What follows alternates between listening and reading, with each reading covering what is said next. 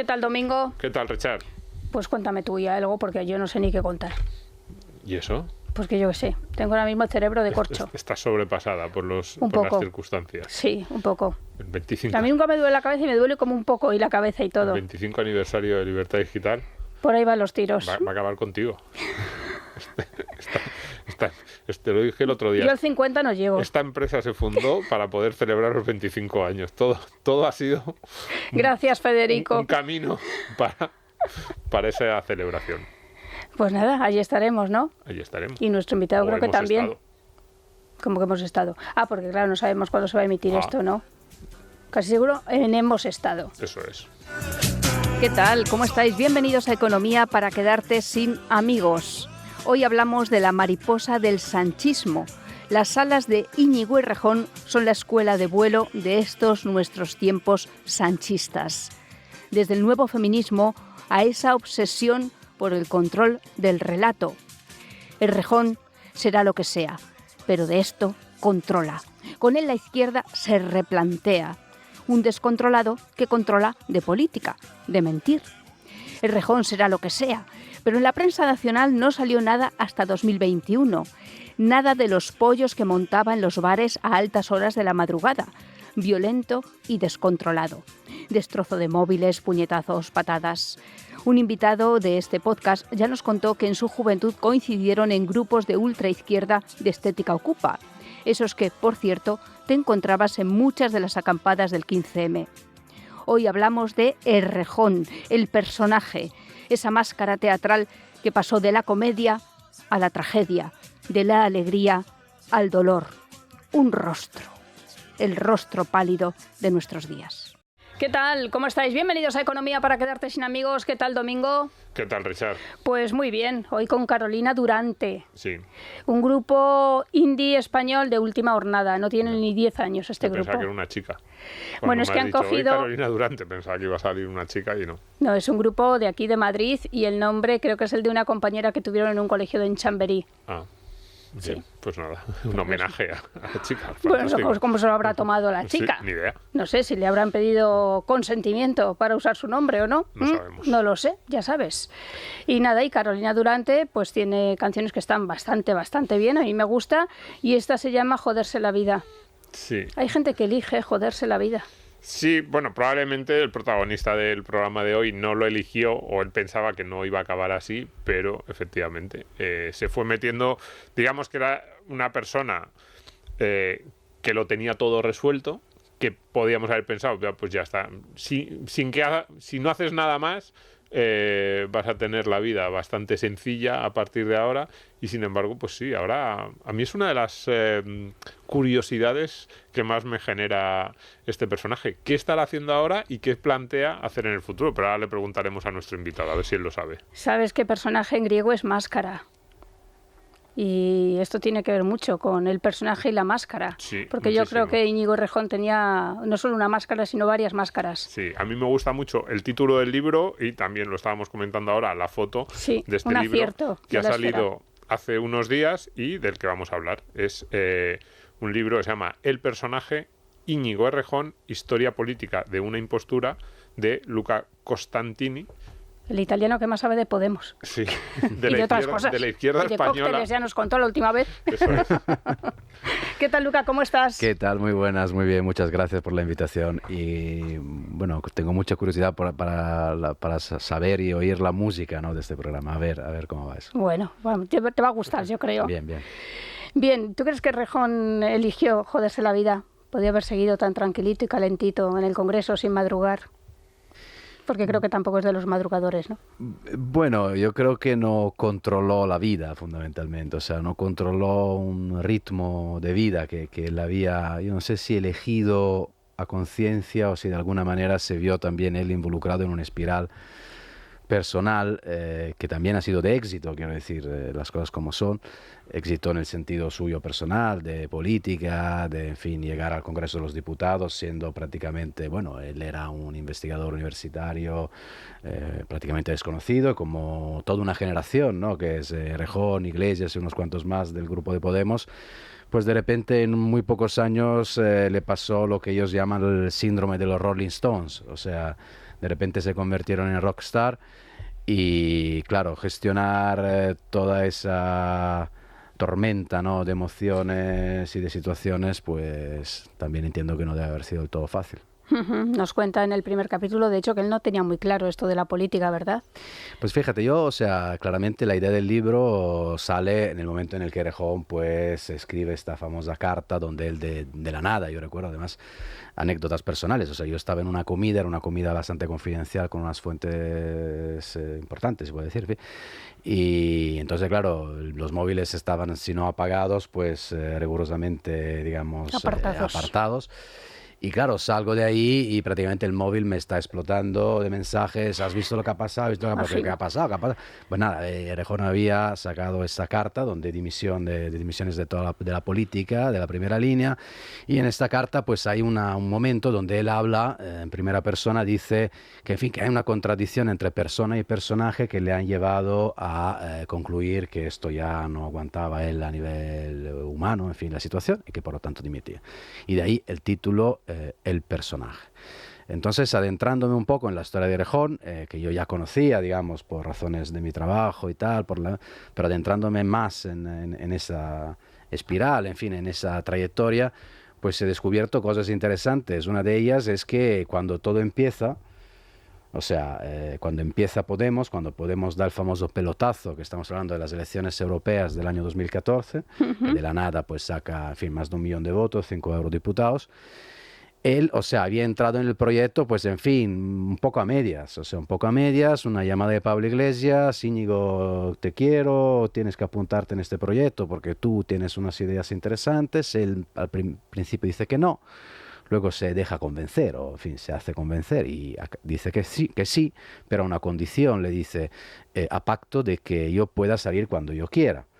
Y la primera idea que tenía él era, bueno, mira, me apunto a la campaña de las europeas y luego ya está. E Iglesias ahí en ese momento ya dice: Íñigo, sabes perfectamente que no te vas a poder bajar del carro porque esto ya es un cohete y de aquí no se va a bajar nadie.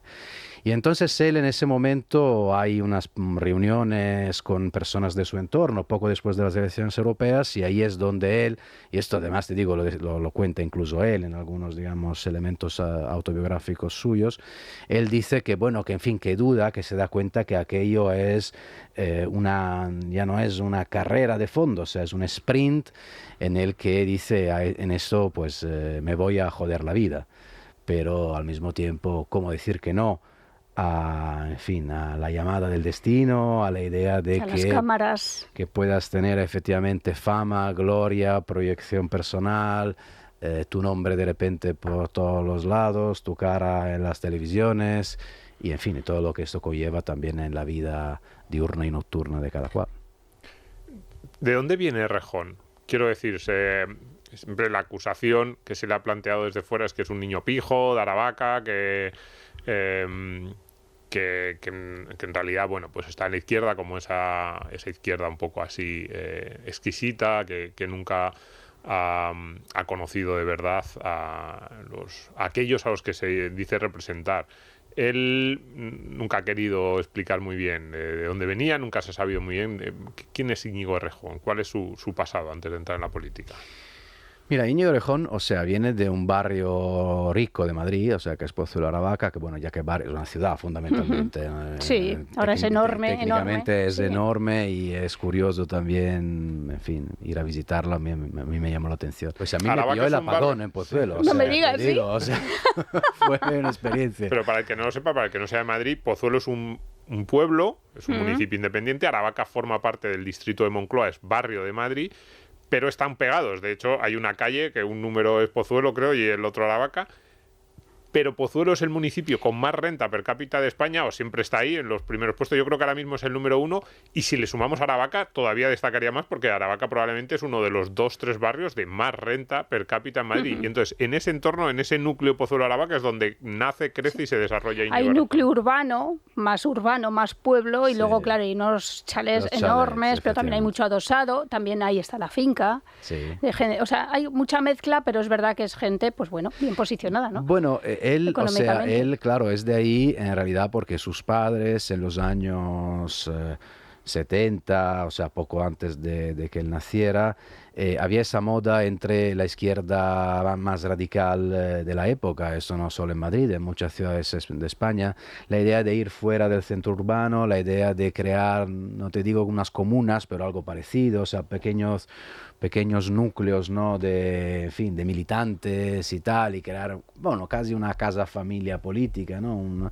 Entonces ahí es cuando la familia de Errejón pues se muda ahí y él crece ahí, pero claro, en aquel momento yo tengo entendido que ni Pozuelo ni Aravaca era lo que son ahora, Pues o cierto, sea, Sí, entonces claro, el ahí pueblo se hay un mantiene poco, eso, digamos, sí. de... en fin, claro, a él, siendo de ahí, se le ha tachado un poco, ¿no? Como el pijo del grupo. Es cierto que dentro también de Podemos hay un momento cuando, en fin, se levantan las espadas, cuando empieza la guerra fratricida con los pablistas y tal, que Errejón y los errejonistas los llaman los pijos dentro del propio Podemos, o sea, para diferenciar. Pero fíjate que esto es un elemento interesante porque hay un elemento de dicotomía también en los años de la juventud de Errejón, él lo explica también, porque él, claro, vivía fuera, pero hacía actividad social y política dentro, o sea, dentro del centro de Madrid, que era donde se estaba, en fin, donde estaba el salseo de la política y también, hombre, son años, entiendo yo, también de juventud, de amigos y tal, de música, de conciertos, de centros ocupados. Esto era la geografía de Madrid de aquella Sí, época. que Pozuelo está a 10 minutos del centro, claro. Sí, pero bueno, quieras o no, siempre te mantiene como un poco extraño, digamos, a este núcleo duro. Y de hecho, claro, él explica, ¿no? Siempre esas travesías de ida y vuelta donde aprovechaba para leer, en fin, porque entiendo que era y es un buen lector, o sea, era una persona que le gustaba mucho leer, le gustaba la música, o sea, bueno, como todos los chicos, digamos, de un determinado sector en aquella época. Y esas lecturas, él siempre se dibujó a sí mismo, es verdad, desde fuera le dibujaron como el pijo de Podemos. Él se dibujó a sí mismo como el intelectual, la cabeza pensante, el que tenía más lecturas probablemente, más profundidad. ¿Es realmente así? ¿Es tan bueno Errejón como se ha dicho? Ese ideólogo, ese estratega detrás de la figura de Pablo Iglesias. Bueno, vamos a ver, yo creo que él siempre se ha considerado por encima de los demás compañeros de Podemos, o sea, la nomenclatura del ideólogo es una nomenclatura que él acepta cuando se le empieza a nombrar así, porque, claro, te proyecta en una dicotomía, en fin, un tándem con Iglesias, por un lado el líder carismático, y Errejón admite y acepta efectivamente que Iglesias es un líder carismático, aunque también de alguna manera a veces con un pelín de desprecio le reprocha, en fin, le define como, bueno, uno que se sabe mover mucho en el ámbito del show, del espectáculo, ¿no? Mientras que él efectivamente se considera el cerebro y le consideran el cerebro, porque en el primer Podemos, objetivamente, él es el cerebro. Y es más, yo creo que es el cerebro de una ola política populista que, en fin, él, como había viajado a América Latina, pues va bebiendo ahí de algunas fuentes, de algunas recetas, de algunas, en fin, táctica también para aplicada a la política y, bueno, las importa aquí en España. Entonces, él se encuentra cómodo, digamos, con esta figura, ¿no? Con esta máscara, tú decías antes, que efectivamente se la dan tanto dentro del partido como fuera del partido. El problema es que, claro, cuando llevas una máscara es muy difícil llevarla siempre. Y sobre todo yo creo que él se enfrenta con una situación que es la de decir, pero el ideólogo, el estratega, el spin doctor, en fin, el Maquiavelo, el Rasputín, llámalo como quieras. Normalmente en la historia de la política son figuras anónimas, o sea, anónimas en el sentido que están En la sombra, en ¿no? la sombra. En cambio, claro, la peculiaridad de Errejón es que Errejón no está en la sombra. Y esto, claro, hay que también saberlo llevar. Él de alguna manera se ve, yo creo incluso se sorprende él también de, digamos, la fama que obtiene, pero no le dice que no a ser una celebridad. Diego Ibáñez es el cantante de Carolina Durante y es cuñado de Rosalía, por si os interesa saberlo. O sea, ¿Veis? no aporta mucho a mi vida, pero vamos, que lo anoto, me parece Hombre, tú bien. imagínate esa cena de Navidad. En familia, está Claro, bien. la familia. Bien, bien. La familia es muy importante. Una guitarra y alguien que canta lo encuentran seguro, o sea. En esto de las máscaras, de las caras, de los protagonismos, yo no sabía que Errejón es el que había elegido que las papeletas de las elecciones europeas fuera la cara de Pablo Iglesias. Sí, esa es su gran idea inicial. Repito, año 2014, elecciones europeas. Iglesias es, en fin, es esta figura que está en las tertulias políticas, es el más conocido, ¿no? Es el que da el paso al final para liderar Podemos. Íñigo Errejón ya se había apuntado al equipo de campaña electoral y tiene esta intuición de decir, oye, en lugar que poner el nombre Podemos y ya está, que según los sondeos que tenían ellos lo conocía muy poca gente, vamos a poner Pablo Iglesias, que ese sí que lo conoce muchísima más gente, lo tenían estudiado. Y luego se arrepintió. Bueno, a ver, él le dice a Iglesias de poner la cara suya. Iglesias en un primer momento le dice, Íñigo, no, o sea, no quiero porque, en fin, la cara es la mía, o sea, luego quien va a pagar, en fin, las consecuencias de todo esto soy yo, pero luego se deja convencer. Y va a ser, en fin, yo creo, una de las claves de aquella campaña electoral. Luego, claro, entre Iglesias y Errejón, con el pasar de los meses, siempre al principio de Podemos, claro, hay un poco ahí de rencillas sobre quién es efectivamente el gran artífice del éxito de las europeas, la primera campaña electoral, ¿no? Porque, claro, Errejón dirá, bueno, yo era jefe de campaña y mucho ha sido un mérito mío, y Iglesias por otro lado le decía, y lo dijo en unas cuantas reuniones de estas, las primeras que mantenían todos en el partido, era... En fin, oye, esto estamos aquí por mí. O sea, no confundáis ahora mismo con grandes teorías políticas, porque Errejón y los erejonistas hay un capítulo que yo lo llamo los filósofos contra los leninistas, ¿no? Que es una manera de entender también cómo funcionaba aquello. Los filósofos eran un equipo de máxima confianza de Errejón, aquellos que trabajaban con Íñigo Errejón para construir también la figura de Íñigo Errejón, al margen de la de Iglesias, por cierto. Y claro, ahí empieza, ¿no? Empieza la guerra fratricida entre ellos dos. Y hay un momento donde Iglesias a esta reunión importante y famosa en la Sierra de Madrid, donde tenían ahí, digamos, todo, bueno, había una agenda, digamos, de quién tenía que hablar, había un orden, ¿no? para las intervenciones.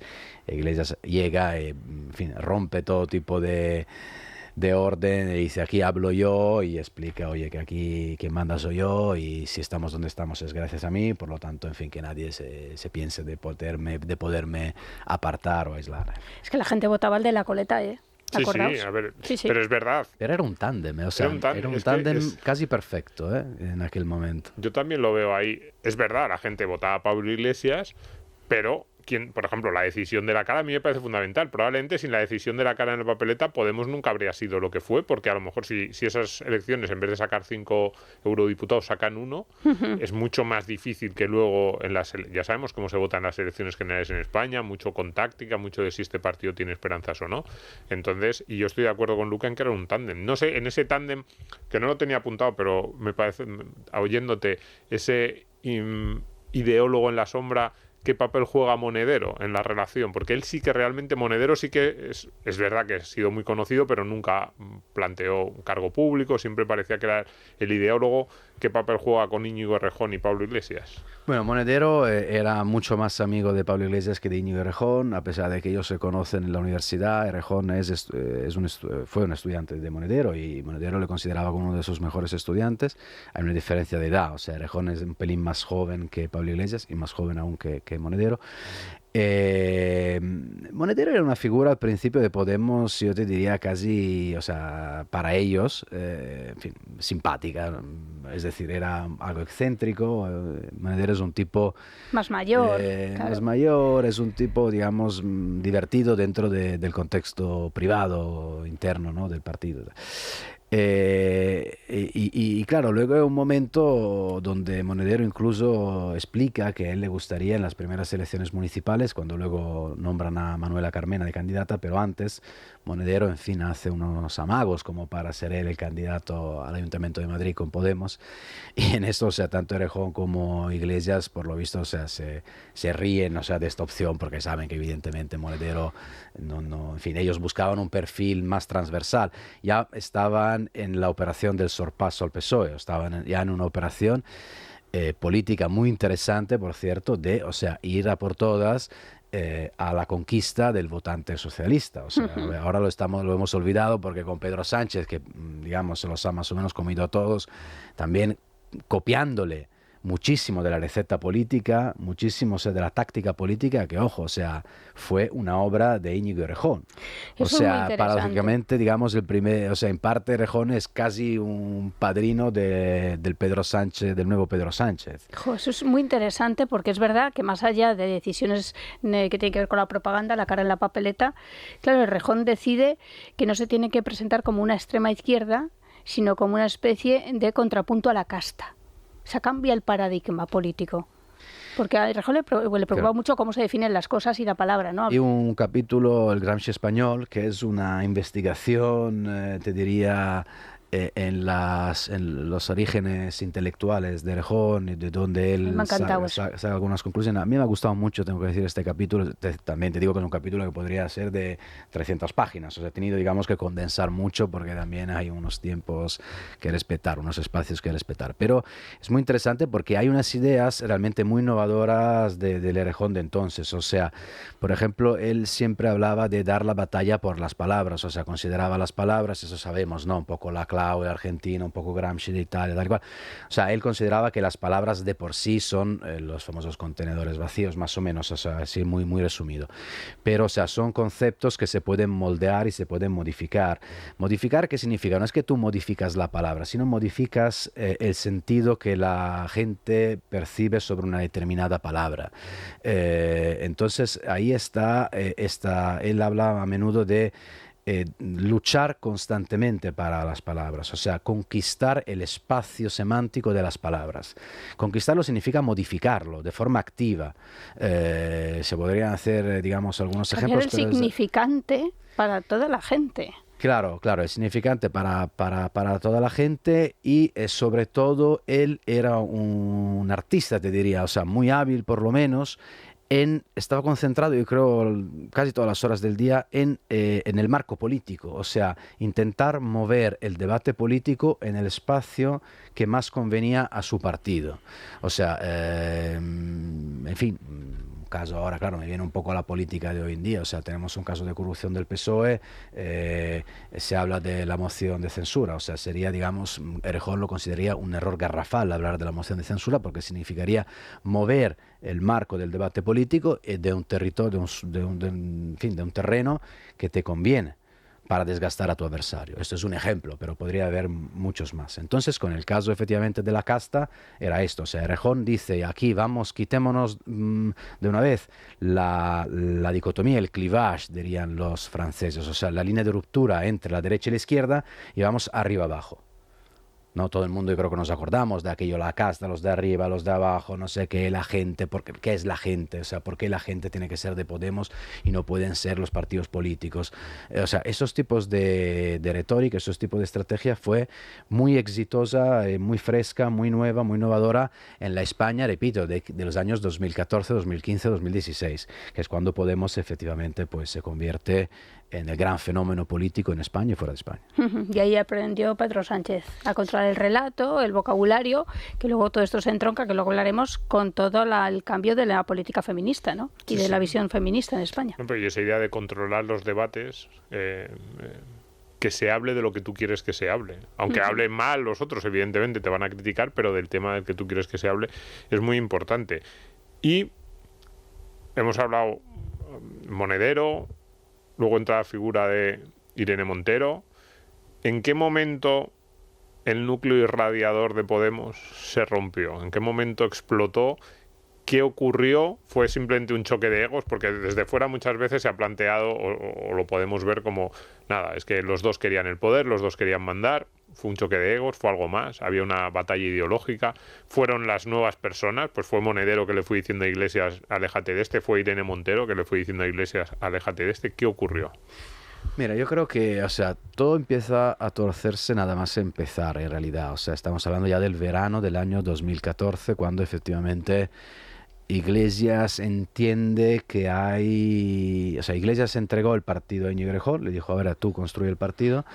Sin embargo, empezó a entender que Errejón y los errejonistas, o sea, las personas de confianza de Íñigo Errejón, que por cierto también trabajaban para Iglesias, estaban de alguna manera, en fin, moldeando el proyecto político según lo que ellos querían. Y ellos asumían un liderazgo carismático, pero no demasiado. O sea, no querían un leninismo clásico, aunque adaptado al nuevo siglo. El asaltar los cielos, eso. Eso, efectivamente. Y claro, asaltar los cielos, una frase que, por ejemplo, Errejón no le gustaba nada, porque Errejón pensaba de otra forma. Entonces, ahí, por ejemplo, estamos ya en Vista Alegre 1. O sea, estamos hablando efectivamente año 2014, el comienzo de todo, cuando Iglesias lanza en el Congreso la frase saltar a los cielos. Y Errejón le dice, oye Pablo, pero tú sabes que esto va a ser el titular del día, lo que hablamos antes, ¿no? El marco, o sea, ¿por dónde quieres llevar el debate político? Y Iglesias le contesta, bueno, Íñigo, pero en plan, no tengas miedo, porque luego había también un elemento un poco macho alfa en eso, o sea, un poco la valentía frente a la cobardía, que siempre ha estado en la lectura pablista, ¿no? de la situación. Le dice, no tengas miedo, hay que darle un regalo también a los historiadores, más o menos, en la frase, un poco como para decir, vamos a dejar también para los historiadores algo de qué hablar, ¿no? Y bueno, o sea, son dos maneras diferentes, ¿no? de interpretar también la política, la función del político. Iglesias era más showman, o sea, las cosas como son, y Errejón un poco menos. Y luego hay otro momento de ruptura, hablando de Monedero, que es cuando salen todo el tema de Hacienda de Monedero. Ya hemos pasado el año siguiente, estamos en el 2015, cuando ocurre lo de Monedero, que se empiezan a saber que, en fin, que él no tributaba por determinados encargos de Venezuela y tal, o que tributaba a través de una empresa pantalla. Ahí el partido deja caer a Monedero, le invita fundamentalmente a salir, a dimitir. Iglesias acepta la dimisión de Monedero, pero Monedero ahí le dice, Pablo, ten cuidado con las personas, con los amigos que estás eligiendo, refiriéndose efectivamente a Íñigo Errejón, porque Monedero interpreta que el equipo de prensa del partido, que al fin y al cabo es la primera línea, digamos, del batallón, ya está a las órdenes de Íñigo Errejón y están ya tramando lo que luego se descubre como la famosa, ¿no? O sea, la famosa conjura esta para del jaque pastor, ¿no? O sea, un jaque mate al líder pasando por el control de la Federación Madrileña de Podemos. Yo creo que esos son los momentos donde se empieza realmente a romper, y a partir de ahí es un reproche constante de los unos y de los otros, con la figura de Irene Montero que aparece en este momento. Fijaros que es como una película, ¿no? Totalmente. O sea, es que el libro se lee como una novela, ¿eh? Es un culebrón. Aparece esta joven Irene Montero, que en aquel momento era una simple activista de la paz, o sea, de lucha para la vivienda. Formaba parte de un pequeño grupo de los comunistas, o sea, digamos, el sector minoritario de los comunistas o poscomunistas. Y nada, Irene Montero cuenta que, pues nada, que ella se empieza a sorprender que vea a un Íñigo Errejón hablando mal de Pablo Iglesias cuando Pablo Iglesias está fuera, está en Bruselas, ¿no? Porque es eurodiputado.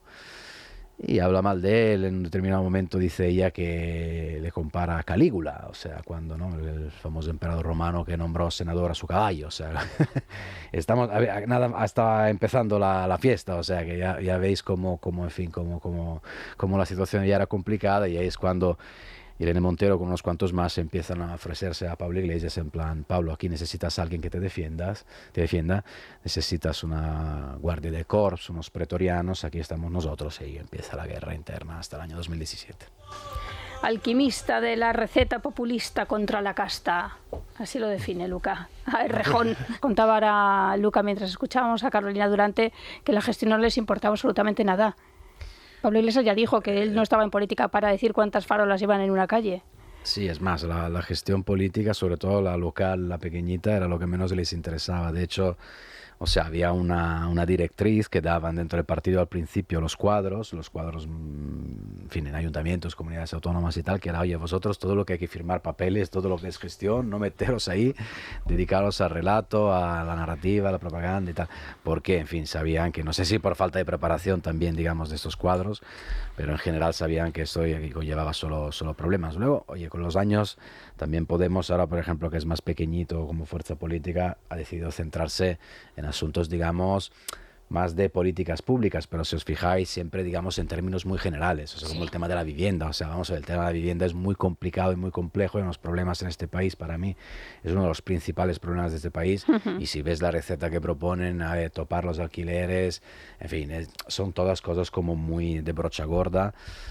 pues que revelan, al fin y al cabo, claro, que el populismo, ¿no? Se dice siempre, oye, dame una definición de populismo. ¿Qué es el populismo? ¿No? La definición más corriente es esto, o sea, ¿no? Respuestas sencillas a problemas complejos. Sí, intervenir Mercadona, esas cosas. Pues un poco de todo esto. Y Errejón, es verdad, es ideólogo, él se cree que es muy listo, miraba así un poco por encima del hombro a sus otros compañeros, pero en esa lucha con Pablo Iglesias comete un error. Bueno, no sé si un error, no sé si tenía otras opciones, pero él piensa que le puede ganar a Pablo Iglesias. Él piensa que le puede desbancar como líder. Desde fuera daba la sensación de que aquel Vistalegre 2, ¿no? Fue donde se enfrentaron, que iba camino al matadero de Errejón, que era imposible que ganase a Iglesias. Claro, aquí estamos ya en una segunda etapa del personaje. O sea, el personaje, yo creo que una de las cosas que a mí más me ha llamado la atención a la hora de escribir este libro, de investigar el personaje, nunca mejor dicho, es efectivamente, o sea, cómo, o sea, la trayectoria, o sea, cómo los acontecimientos de alguna manera con el tiempo van tomando el control del individuo, o sea, cómo él realmente se sube efectivamente a una montaña rusa de la que tiene dificultad a bajarse. Entonces, claro, en el año 2017 hay el famoso Vistalegre 2, segundo congreso del partido, donde se enfrentan por primera vez Íñigo Errejón y Pablo Iglesias. O sea, ya la batalla, digamos, interna llevaba meses gestándose y ahora ya era oficial. Pero Errejón, en realidad, o sea, va a pelear el liderazgo del partido con Iglesias, que luego lo hace de una manera un poco rara, porque no va directamente a por la Secretaría General, sino que quiere, digamos, tener el control del partido, lo hace un poco a medias, pero lo hace porque todos los suyos, de alguna manera, ya no podían más de la guerra interna, ya no podían más de sentirse ofendidos y ninguneados o atacados por los pablistas, y le dicen, a ver, Íñigo, ¿tú eres o no eres líder de esta corriente, de esta facción? Pues ahora te toca, o sea, no podemos estar aquí mareando la perdiz durante un año y medio, de que si vas, si no vas. Y claro, y ahí yo creo que hay una contradicción interna del personaje, o sea, de la persona Íñigo, que se va cada vez más haciéndose personaje Errejón, o sea, que él en realidad no estaba hecho para ser el líder de un partido político. No, su cometido, su función, su instinto era otra cosa, pero claro, un poco por la fama, un poco por la celebridad, un poco porque, claro, porque él dice que sí a todas las ofertas del destino tan, en fin, lujuriosas que le llegan, pues se acaba metiendo, digamos, en una competición que no puede ganar con Pablo Iglesias. Claro, es que a lo mejor su destino era haber sido asesor ganando mucha pasta, por ejemplo, pues en Venezuela, ¿no? O en Bolivia. Yo creo que sí, o sea, en España, con Pedro Sánchez ahora. Yo te digo una cosa, sí, o sea, porque tiene mucha afinidad. Errejón podría ser asesor del Partido Popular perfectamente, ¿eh? O sea, vamos a ver, es que los asesores, los demiurgos de la palabra, tampoco tienen bandera. O sea, él es el artífice de un proyecto político que se decía ni de izquierda ni de derecha. Eso significa que puede ser blanco y blue, rojo y amarillo. O sea, él yo creo que nace como efectivamente teórico político, asesor, o sea, es lo que le gusta a él lo dice, me encantan las campañas electorales, le gusta la campaña electoral, le gusta la propaganda.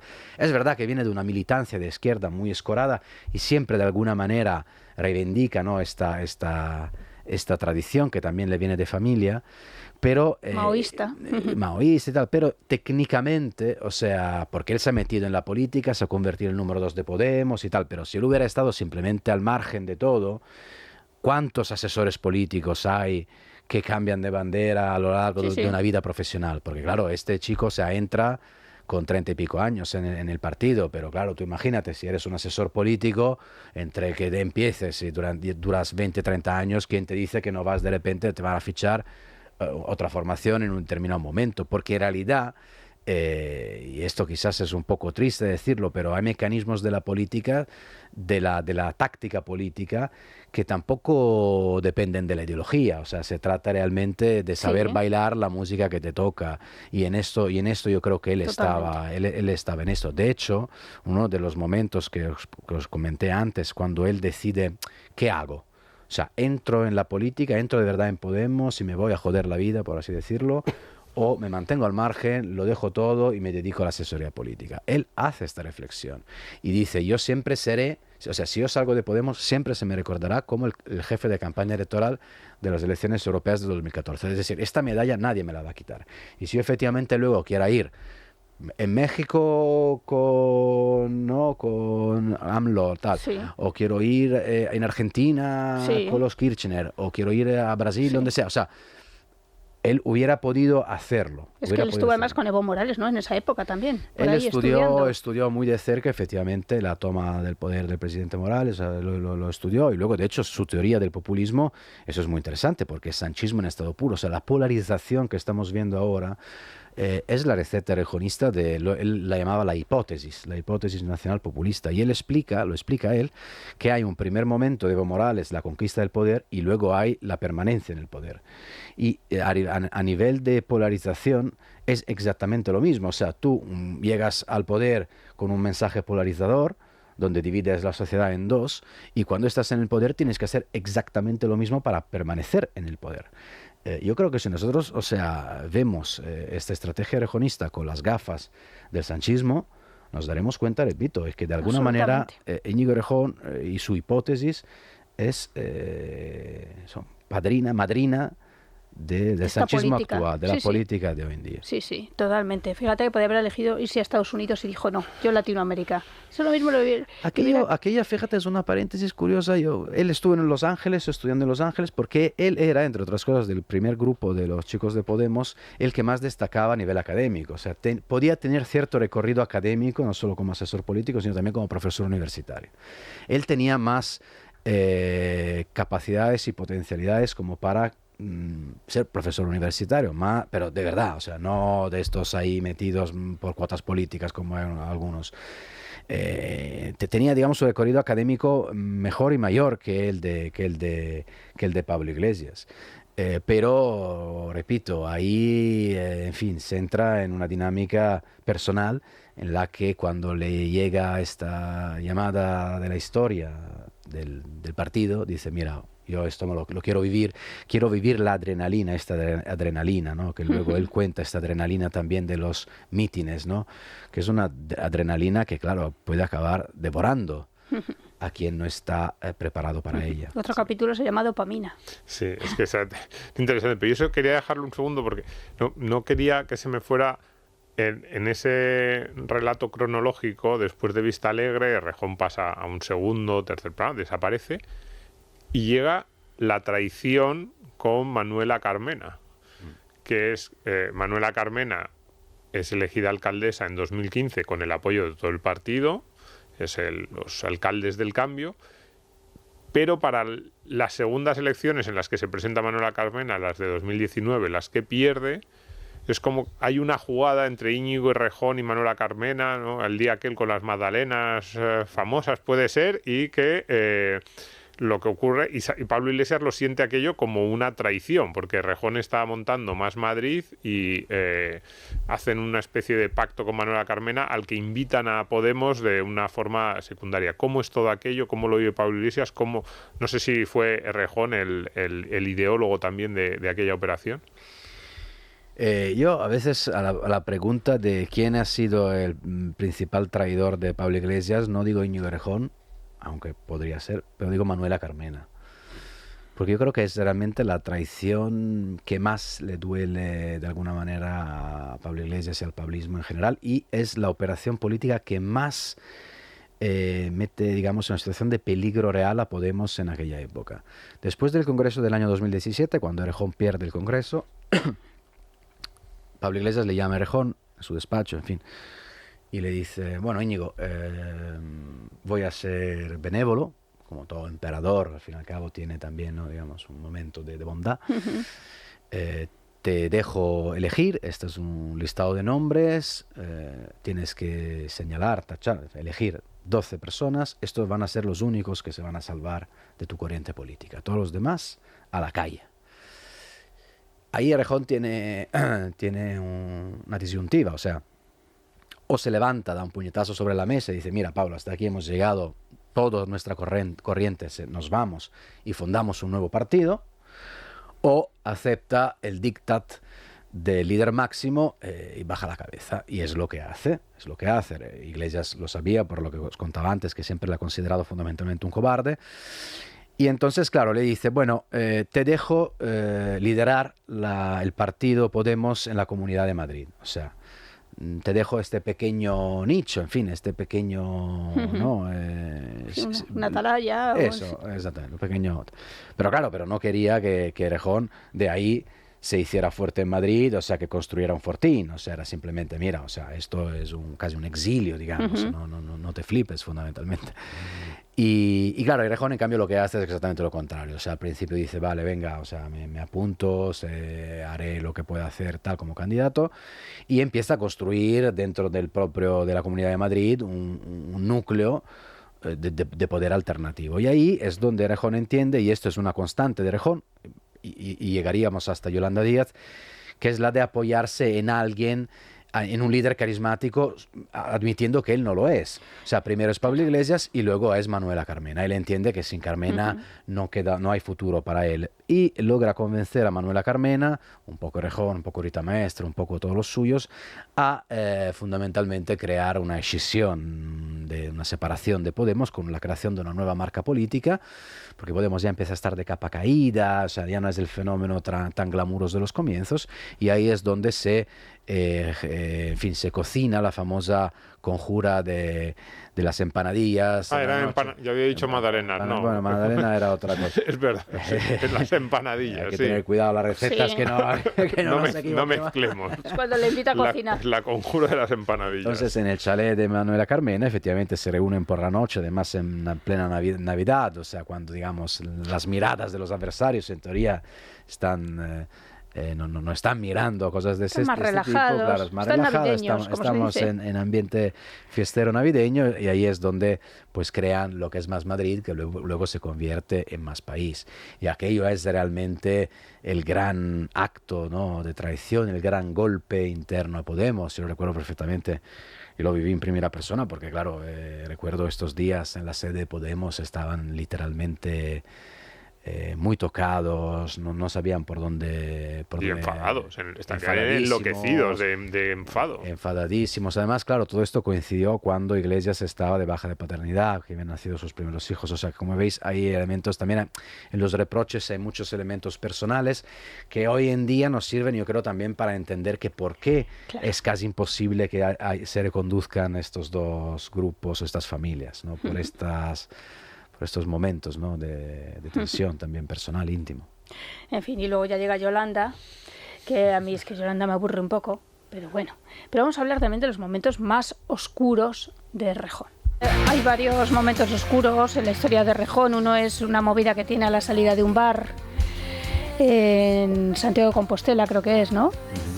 Y además ahí luego sus amigos creo que vuelven al bar, intentan coger un móvil con el que han sido grabados. Es verdad que Errejón, tú lo apuntas también al principio, de joven estuvo vinculado con grupos más violentos, de hecho él presume de eso, y a nosotros también nos llega por otras fuentes que es así. No sé si esa movida le influyó en algo o no, o ahí empieza un poco la decadencia del personaje. Bueno, claro, o sea, Íñigo Errejón efectivamente venía de colectivos punky, ¿no?, más o menos, o sea, de colectivos izquierda radical, protestas, peleas con la policía, o sea, esto era el entorno donde... Sí, Casa Ocupa. Casa Ocupa, del entorno donde crece la militancia del primer Errejón, ¿no?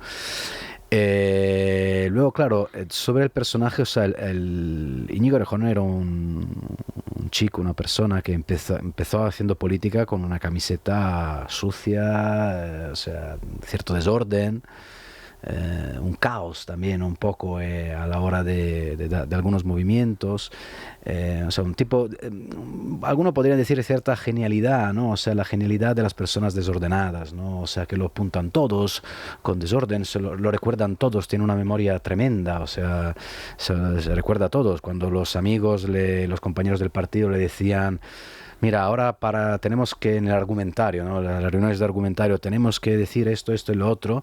Errejón se lo apuntaba, se lo anotaba con un boli en el primer papel que encontraba, bajaba delante de la cámara, se lo repetía, o sea, una máquina realmente en estas situaciones. Lo que pasa es que, claro, luego tenía también algunas sombras, o sea... Un punto violento.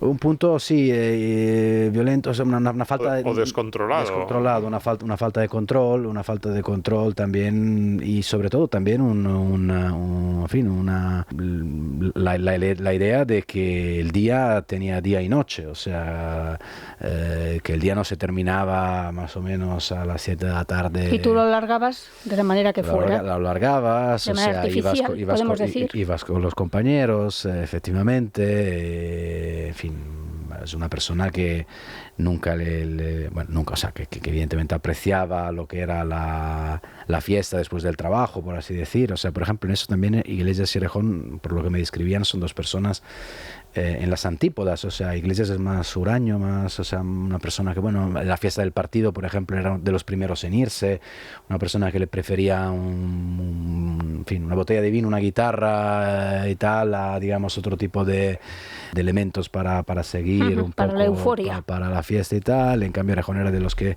cerraban las fiestas. O sea, estos son caracteres, no hay, ni en mi opinión, no es por decir algo bueno o algo malo. O sea, esto a mí me da igual, pero esto ocurría, y entonces, claro, ocurre, entre otras cosas, que de repente este Íñigo Errejón, a quien personas de su entorno y sobre todo los medios de comunicación le habían puesto, ¿no?, un poco esta pátina, ¿no?, de, no te diría el empollón, pero sí, el ideólogo, la persona, ¿no?, el lector, la persona, en fin, ¿no?, casi arquetipo, digamos, de cierta inocencia, que luego no se correspondía a la realidad, pues empieza efectivamente a aparecer en algunas crónicas locales. Tú antes has mencionado Santiago de Compostela. Santiago de Compostela, pues efectivamente hay como, en fin, en un bar hay un momento de tensión, dos grupos que se enfrentan uno al otro, porque claro, él ya es una persona famosa y algunos parece que le quieren hacer una foto que él no quiere que le hagan, porque ya son altas horas de la noche y tiene también derecho a decir, oye, esta es mi privacidad, o sea, dejarme en paz. Pero claro, que si tú ya has entrado en ese tipo de espiral, es difícil salir de ella. O sea, cuando eres una celebridad, es difícil mantener una esfera privada. Y luego esto se repite en otros momentos, otras ocasiones. Yo cuento, por ejemplo, en Cádiz, en la Universidad de Verano de Podemos. Todo esto ocurre antes de que, de alguna manera, el propio Íñigo Errejón asuma que, en fin, que ha llegado a la famosa contradicción entre persona y personaje. O sea, que ha perdido parte de aquella inocencia del principio, o de aquel control que tenía quizás en una época en la que no era tan famoso. Sí, pero luego en Sumar le nombran portavoz. Asumiendo lo que es. Claro, no lo sabían. Es tan grave o tan evidente ese proceso de degeneración personal como se intuye desde fuera. Claro, cuando publicó la famosa carta Errejón, y esa contradicción, los casos que hubo, luego veremos si hay recorrido penal o no, cómo acaba todo, pero la sensación que dio era de alguien absolutamente descontrolado en su vida personal, y eso debe tener unas implicaciones también. Tratamiento psiquiátrico casi, ¿no? Para el político, es decir, tú no puedes estar de fiesta hasta las 6 de la mañana y luego estar dando declaraciones a las 9. Lo ignoraban, lo sabían, pero preferían mirar a otro lado, les daba igual, no sabían que eso les podía explotar en algún momento, porque para Sumar ha sido probablemente una de las noticias más dañinas. Pero vamos a ver, o sea, la vida privada de los políticos, entre los políticos de su propio partido, decir que nadie sabía nada es tan ridículo como falso, y sobre todo es, o sea, qué mentira, vamos. No se puede argumentar. Obviamente todo el mundo sabe lo que le ocurre a los demás. Quizás puede que no conozcan determinados detalles, evidentemente, porque nadie, digamos, tiene los ojos puestos al 100% en los otros compañeros, pero, hombre, los cotilleos, los rumores circulan. Que le ves llegar todos los días al Congreso. Que le ves llegar todos los días al Congreso. O no le ves, porque yo creo que a las sesiones de las 9 de la mañana creo que no se le veía mucho. Pero bueno, formaba parte también del estilo del personaje mismo. O sea, Errejón no es uno que al comienzo de Podemos se iba a acostar a las 10 de la noche leyendo un libro de Dostoyevsky. O sea, siempre había sido, digamos, una persona sui generis, como os acabo de contar. Otra cosa es que, claro, luego de alguna manera se pierda un poco el control digamos, del lado más lúdico de la vida, ¿no? Hay un momento, yo creo que es un punto de inflexión, que es cuando, además, se empieza a conocer en los periódicos, que esto también es muy importante. O sea, hasta el año 2021, a nivel de prensa, no se publica prácticamente nada. Creo que solo lo de Santiago de Compostela, pero en la prensa local, la prensa nacional no se hace eco de aquella polémica. Mientras que a nivel nacional sí que se habla, porque ocurre en Madrid, la famosa patada o no patada, porque luego el caso fue archivado a un vecino del barrio de Lavapiés. Estamos en una situación algo extraña por la noche, en el centro de Lavapiés, que en fin es un lugar por la noche, bueno, en fin, no es exactamente...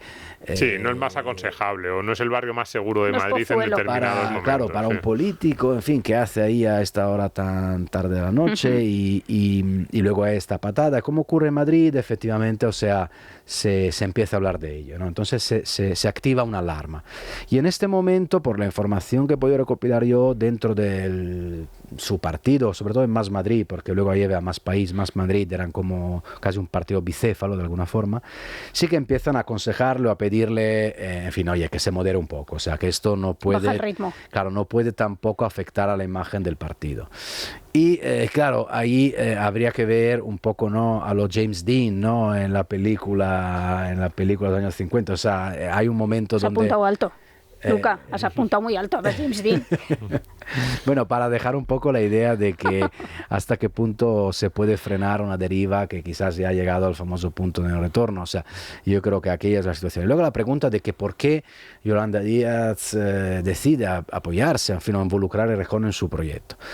Porque Yolanda Díaz, cuando da la otra traidora de Podemos, cuando decide desmarcarse de Pablo Iglesias y crear también su partido, ella lo considera, y también las personas de su confianza consideran a Íñigo Errejón como un activo. Y lo consideran como un activo por el hecho de que os comenté antes, de que es verdad que es una persona muy hábil y muy útil a la hora de perfilar, de diseñar una campaña electoral. Sí. Y es por eso que al fin y al cabo le acaban involucrando y él se deja involucrar porque él interpreta que ya con más País, ¿os acordáis?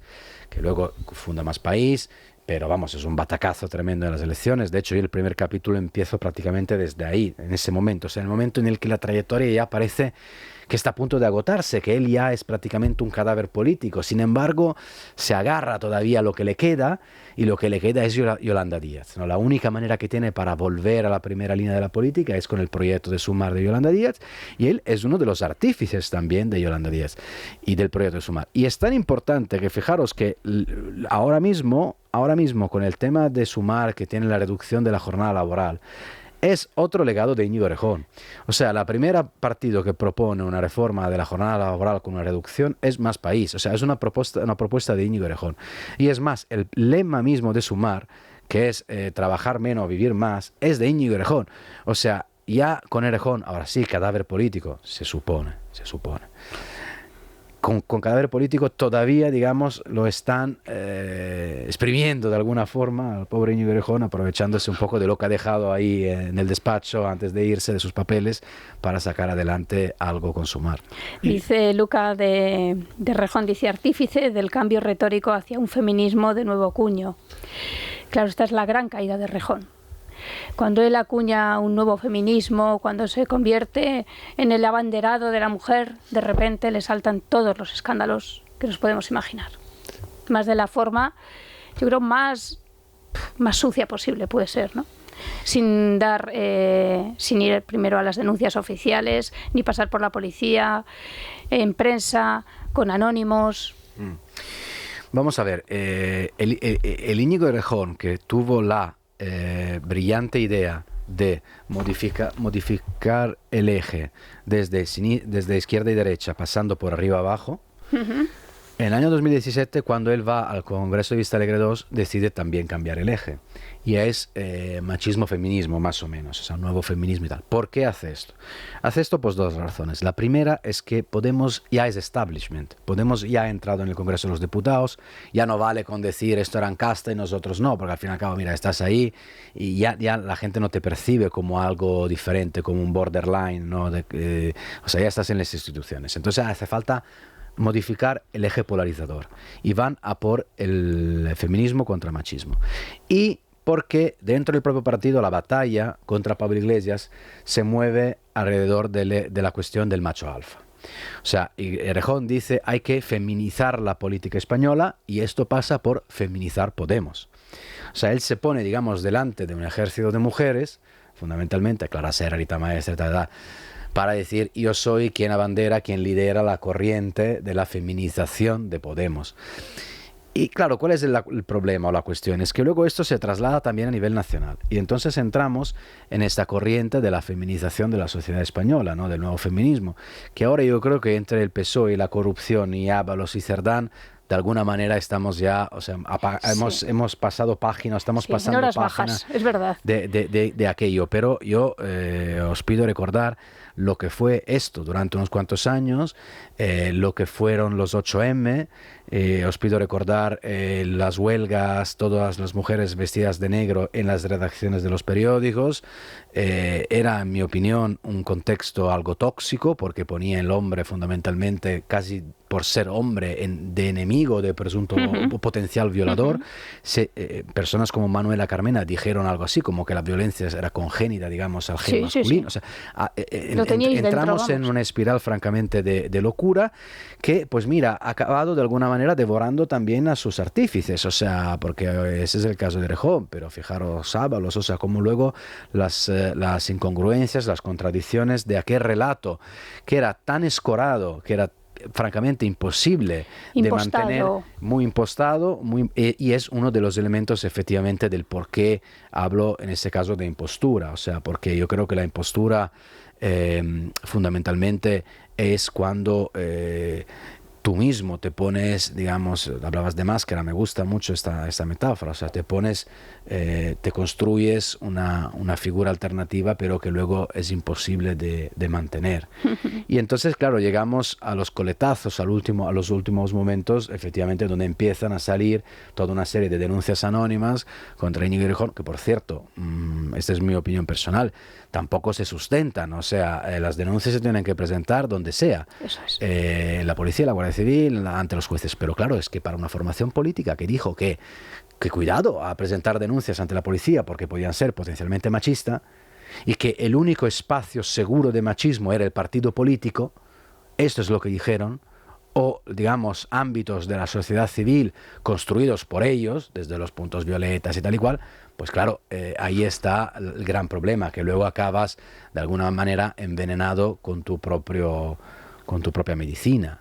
Y es lo que ha ocurrido, más allá de que detrás de aquella avalancha de denuncias, obviamente hay una mano negra, que yo diría que es una mano morada, porque es un capítulo más de la venganza perenne entre estos grupos de jóvenes que empezaron como amigos, querían dar el gran asalto al poder de la política y han acabado pues matándose unos a otros. Matándose los unos como a la otros. venganza de Don Bendo. ¿Sabéis cómo acaba? Sí. Pues todos muertos. Divertidísimo. Divertidísimo no como acaba, sino la obra. Ya, claro, es una farsa.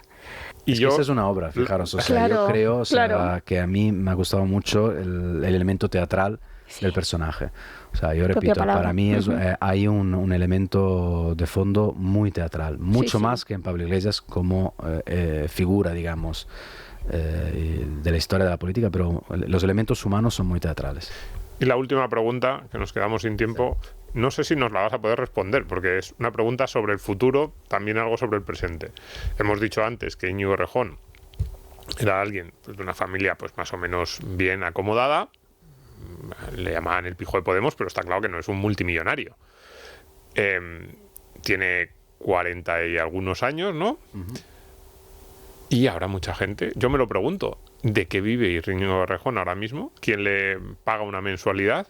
¿Y quién le va a pagar una mensualidad durante los próximos años de su vida? ¿De qué va a hacer Íñigo Errejón? Porque, claro, en la política, que era su ámbito, está muy quemado. Yo también, como insinuabas tú antes, que suponemos ha dicho, no está sé, muy quemado. Y fuera de la política, ¿hay alguien aquí en los conocimientos de Íñigo Errejón, que es verdad, que es una persona, pues puede ser muy culta, un académico, pero ¿dónde va a encontrar acomodo?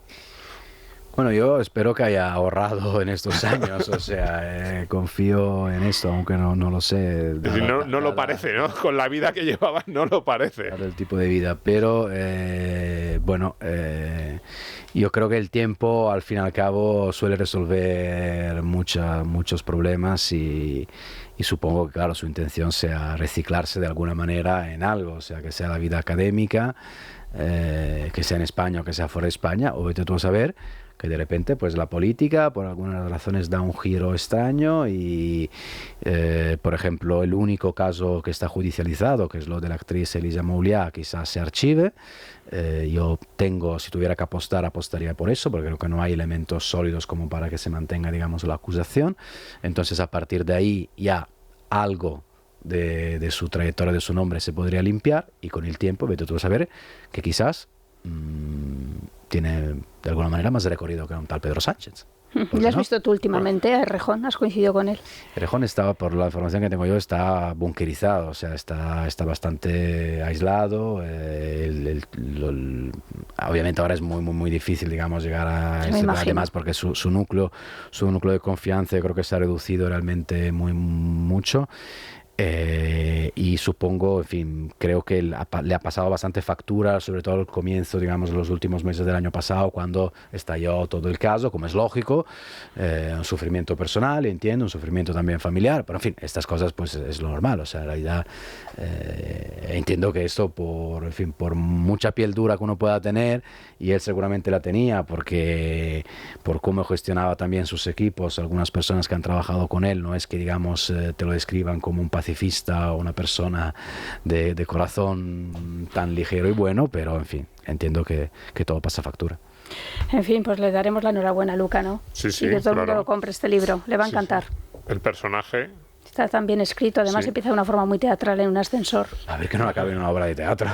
Oye, pues ahí tenemos que hablar tú y yo. Sí, le podría, quiero dirigir esto. Le podría pegar bastante a este relato que se llama así el libro, El personaje Íñigo Errejón, historia política de una impostura de la esfera de los libros. Pues nada, enhorabuena. Muchísimas gracias. Nos vamos.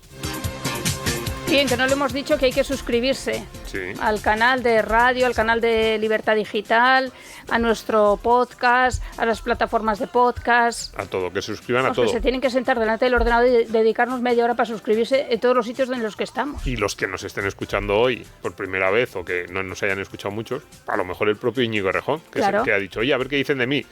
Íñigo, suscríbete también. Y si te quieres venir aquí, vente.